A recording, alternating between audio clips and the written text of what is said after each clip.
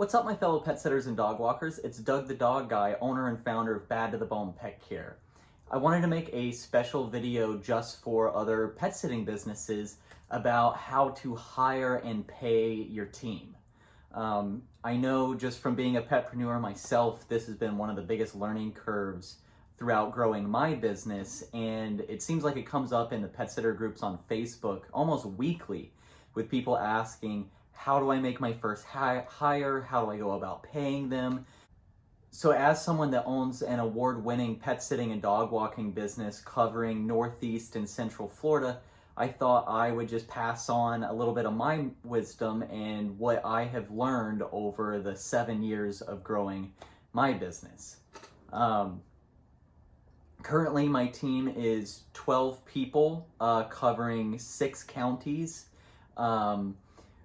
The biggest my team has ever been was 30 people. It's kind of waned and waxed some over the years, and we've changed how we've done scheduling and the exact areas that we've serviced, so that changes the team size. But throughout our 7 years in business, I've managed dozens of pet sitters and interviewed hundreds of pet sitters. I always tell everyone to start by looking at your financials and subtract all of your expenses from your gross revenue.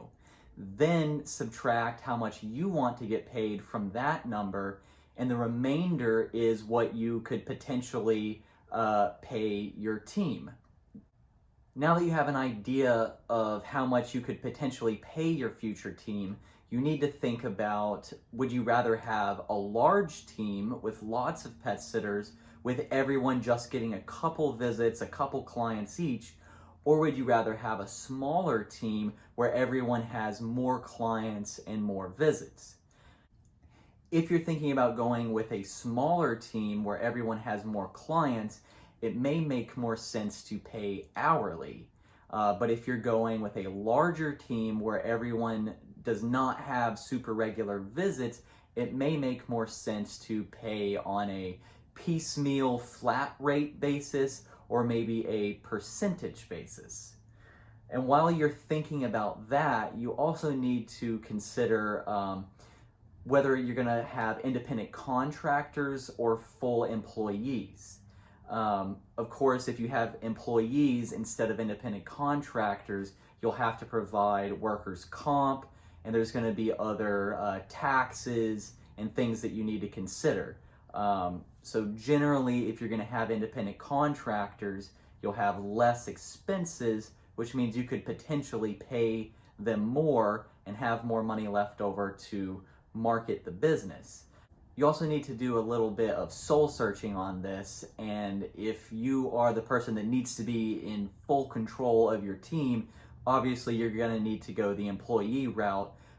But if you don't mind having full control, then the independent contractor route could work well for you.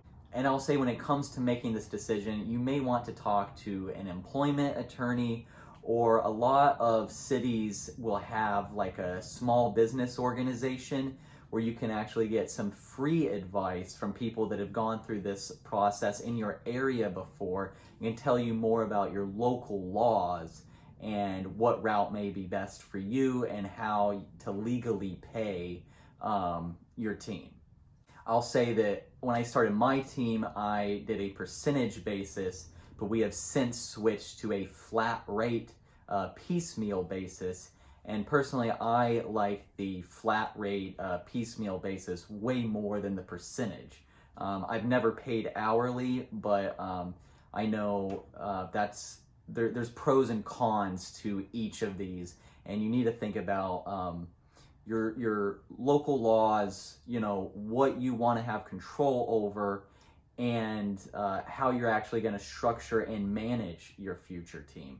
Which leads us into, when you're thinking about making your first hire and what you want the future of your business to look like, you need to think about how you want your team to be structured and how you're going to go about managing them. If you're super comfortable doing all the hiring and managing the team, then you might want to just handle all that stuff yourself, which is how most pet sitting businesses do it to begin with. But if you're not super comfortable hiring, interviewing, and then managing the team, maybe you want your first hire to actually be a manager and then have them go hire other people for your team and them kind of handle the team for you. And that would allow you to focus on the bigger picture for the overall business, or maybe you just have other passions that you want to put time and energy into. There's multiple ways to go about it, but you need to kind of think ahead and put a lot of thought into what you're good at, what you're not good at, and what you want to do and don't want to do. This is your business, so make it fit your wants and needs. And before you start hiring people, you really want to put some thought into how your team and your clients and everyone is all going to interact. Is everything going to go through you, or are you going to have a page on your website where clients request services through there? Are your sitters going to be able to take on requests themselves and then relay them back to you? Or maybe you want to go with a scheduling software like Time to Pet or Pet Check, something like that. I will say when I made my first hire, I had everything come through me. We used Google Calendars. It was all really simple. But as the team has grown, we've gone through a couple different softwares and are currently using Time to Pet. And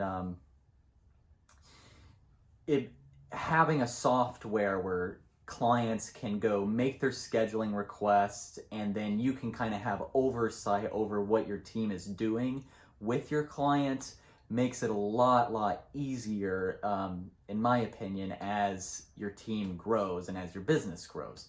So go ahead and put some thought into that before you even start making your hires, because if you wait until you have a full team of people to then start determining it, it's just going to be a lot more on your shoulders to deal with.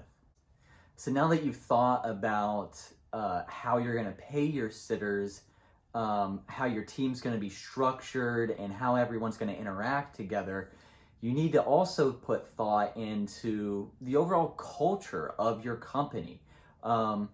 What's your style? What sets you and your business apart, and how are your hires going to reflect that to your clients? And what is it that your clients are expecting and wanting and needing from you and your business? Really put yourself in your client's shoes. They're the one that's paying the bill, so you need to think about what they want and need. And really just pay attention to that when you're making your hires. The people on your team are going to reflect you and your business and your overall reputation every day to these clients and potential clients. So making sure that you have someone that's going to reflect positively upon you and your business is extremely important. And also when you're thinking about the type of person that you would like to have on your team, you also need to put thought into what kind of services they're going to be offering. Just for example, if you're going to have a larger team where everyone has less clients, then you may want to look at like retired people or stay-at-home moms, or people that have other part-time employment that just want to make a little bit of extra side money. Maybe they just want to get out of the house a little bit and be around some animals. If it's going to be more regular work, daily clients, and especially if it's going to be more rigorous work, like 5-mile-long dog walks back to back or something like that, you want to look more at younger people, maybe college students, things around that nature. So now that you have an idea of what kind of person that you're looking for, it's time to go actually find that person and start the screening process. I always think it's best to start with your inner circle first. I like to send out an email or a message to our clients in that area where you need help and say, hey, are any of you interested in becoming a part-time pet sitter? Or do you know anyone that would be interested in joining our team? Why not use your clients for this advantage? You're hiring someone to help them, so take into account what they want and the connections that they have. Why not? So I always start there, and then I branch out to making a Facebook post, not an actual job post yet, just post, on your own personal Facebook page and on your business page. See if you get any hits from that, and then move on to making an actual job ad on Facebook or on Indeed. And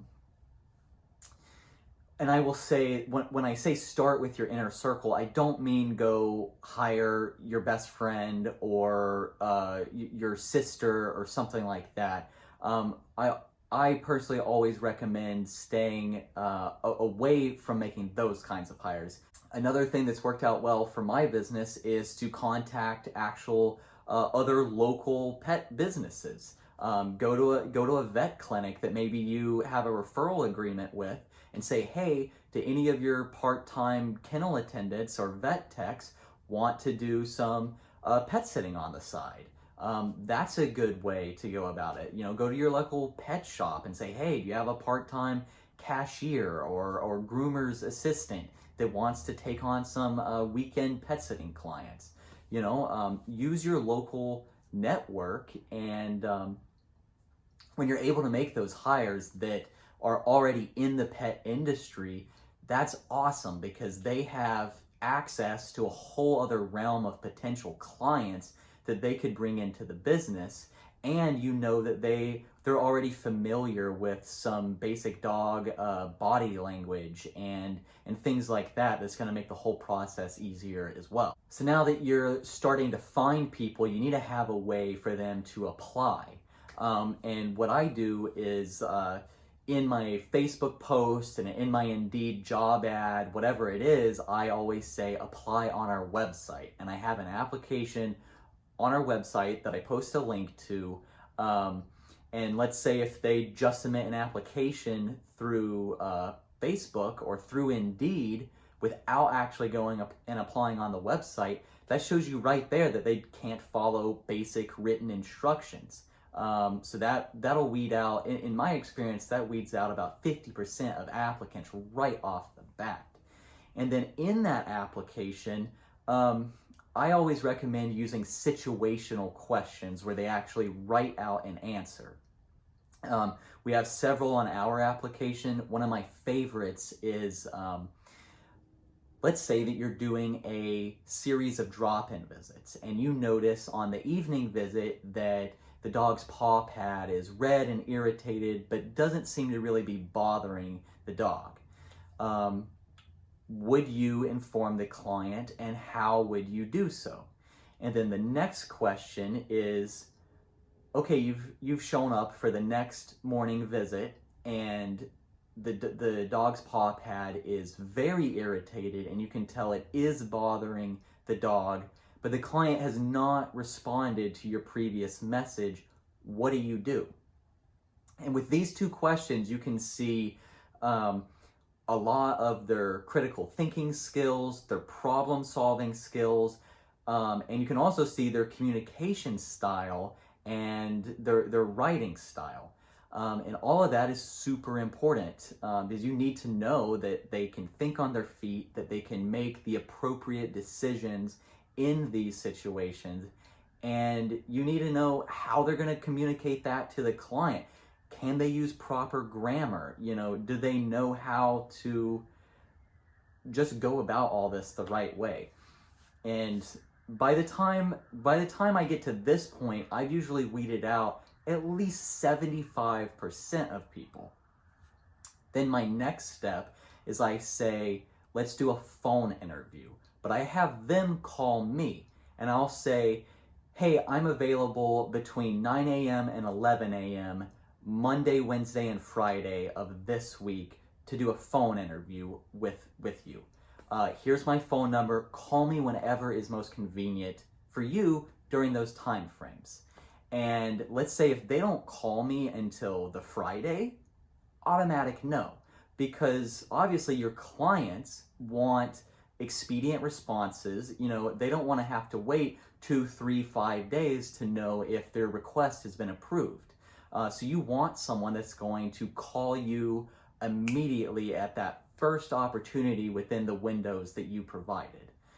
And then when you have them on the phone, that's a good chance to go over all of the preliminary information and really be completely upfront and honest with them. If it's only going to be occasional visits here and there, make sure that they know that, or if it's going to be a lot of really long dog walks in the heat of summer, make sure they know what they're getting into, and ask them all of the preliminary questions that you need to know, such as availability, how far they're willing to travel, maybe there's different ways to go about this, but I let my team decide which services they're going to offer. So as a company, we have a long list of services that we can do, but each of our sitters kind of picks and chooses which of those they are going to offer.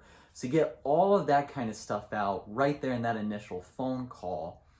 And then I like to do an in-person interview, preferably at a dog park or somewhere where they're gonna you can see them have an interaction with a dog that they've never met before and people that they've never met before, because that's really the whole job as a pet sitter and dog walker. Is we're walking strangers' dogs, so you need to know that they can properly introduce themselves to a new dog, that they can recognize basic dog body language. Can they strike up a positive and appropriate conversation with a stranger? Seeing all of these things, especially at a dog park, I mean, wow, what an amazing way to put them to the test before ever making the hire. And I always say, when you're going through this process, really pay attention to the little things, like how long does it take for them to contact you? Did they use proper grammar in those written responses? And then when it comes to the in-person stuff, do they make eye contact? Do they have a positive demeanor, or are they standing there with their arms crossed? Did they show up early?